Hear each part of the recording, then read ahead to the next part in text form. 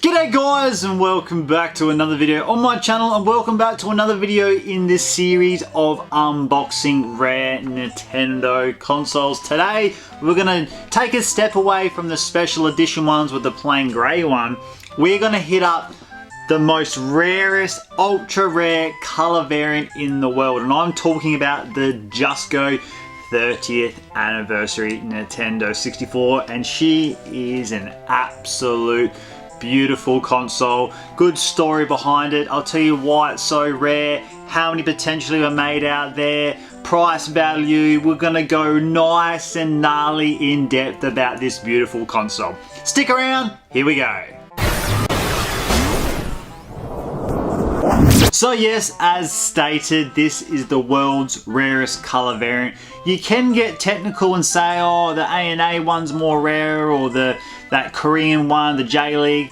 But you know what? They're not console color variants. And if you've never heard what I'm talking about, on the top here where you put your expansion pack, your A&A one, which came on a Japanese airline, there was a random N64 under the seat of one passenger. One passenger would have a N64, say A&A on it, the airline, the Japanese airline.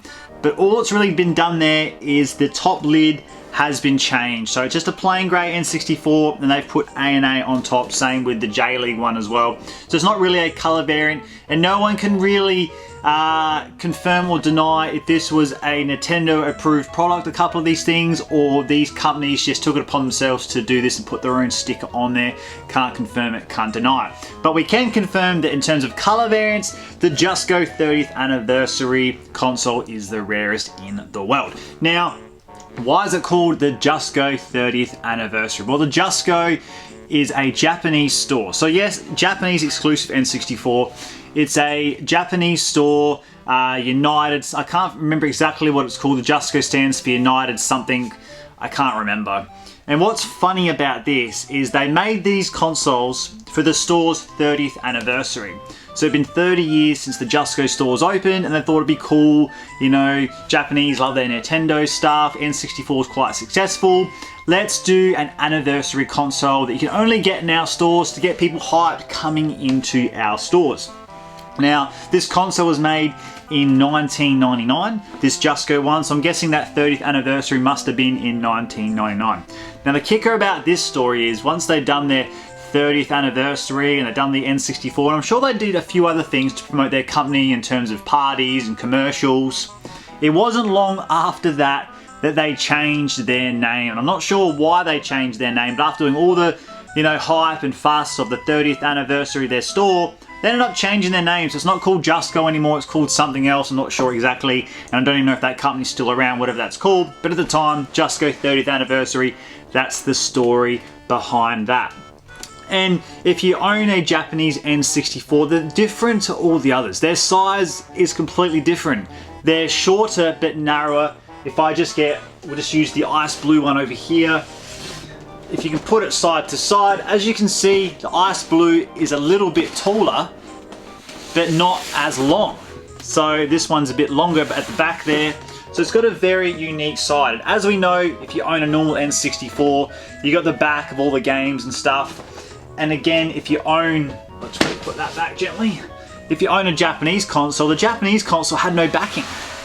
So there's no back to the box except for foam. And when I first bought my first Japanese console back years and years ago when I was first getting into collecting properly, I remember I got the watermelon red, clear pink, transparent white Japanese one. It was one of the first Japanese consoles I ever got, one of the first N64s I got at a great price, and I thought I got ripped off.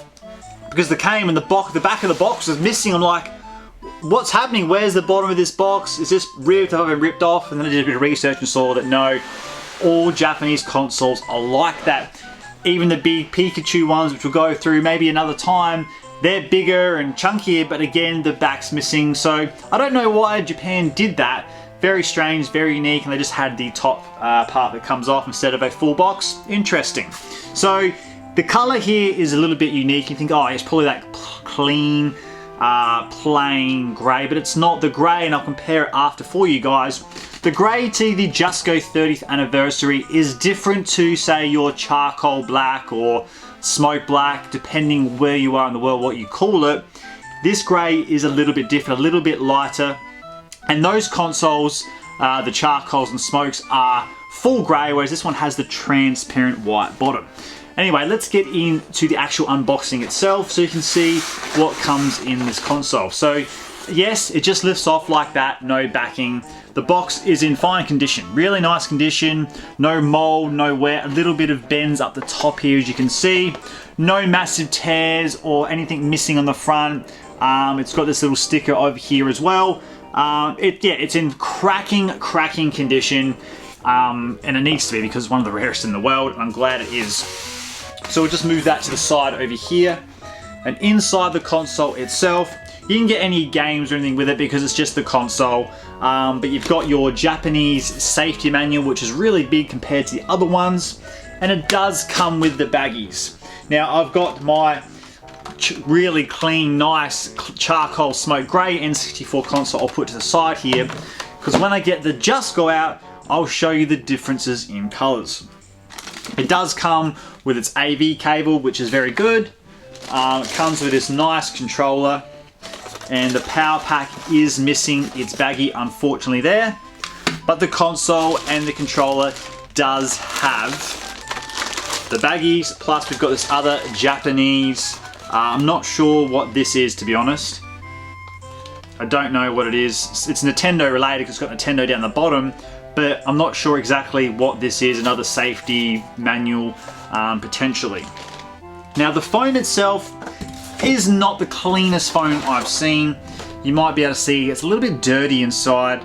I don't know why it's dirty. I don't know how it's dirty. It means everything was taken out the foam and just thrown aside. But yes, it's a little bit dirty in the foam. I might just put that back here. But at least it's all complete, no tears, no chunks missing. Now the problem with the JUSCO is there is a few out there loose these days, but a lot of those loose ones unfortunately have a lot of yellow fading. This one here does not. It's not yellow faded at all. It's really nice actually, and very, very clean console. No tears, no scratches. It is in smacking condition. It's not brand new though. It's been used, because if I take the lid of this off, the sticker is missing. The little purple pink sticker that goes on top of that pack there is missing.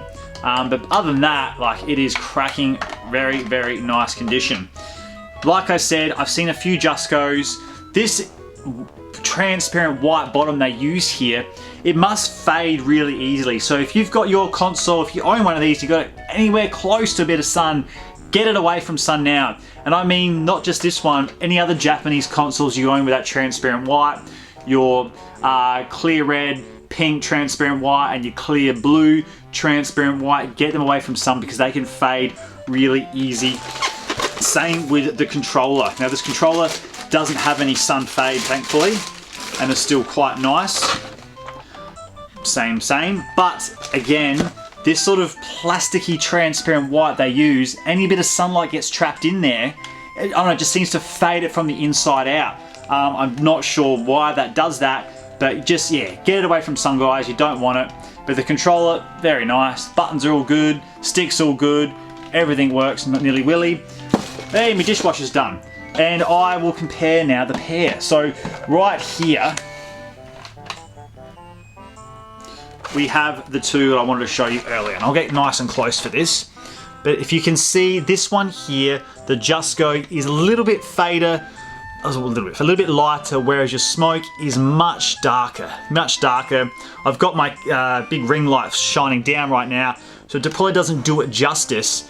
But yes, that one there, and you can see the lid of the smoke greys. This is completely grey, whereas that one is that, you know, that lighter road grey, whereas that's that smoke charcoaly grey, which blends in.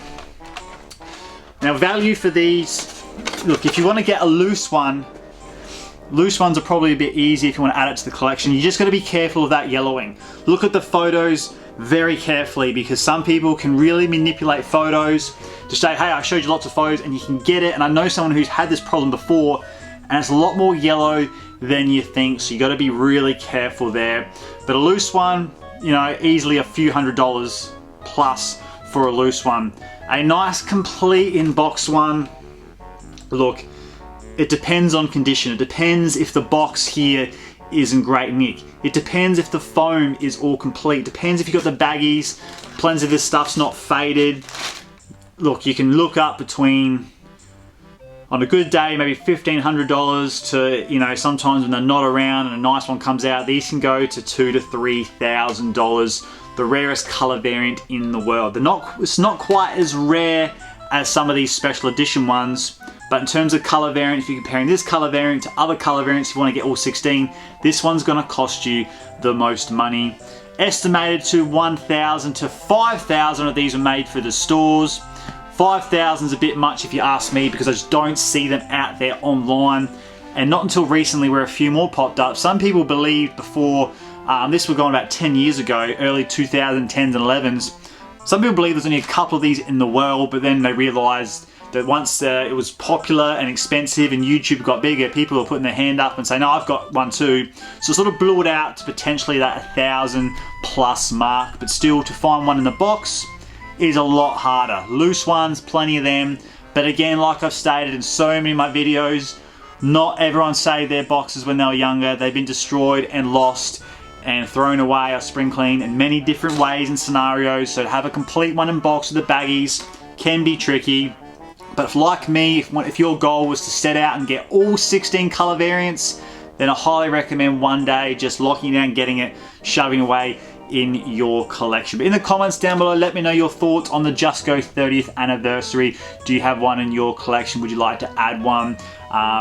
Yeah, pretty crazy story about the 30th anniversary. That is strange that they did all this hype for their store and then straight after, well not straight after, pretty much straight after, they changed their name. Crazy. But yeah, hope you enjoyed today's unboxing, guys, and keep an eye out for the next one. Thank you very much for watching, and until next time, take care.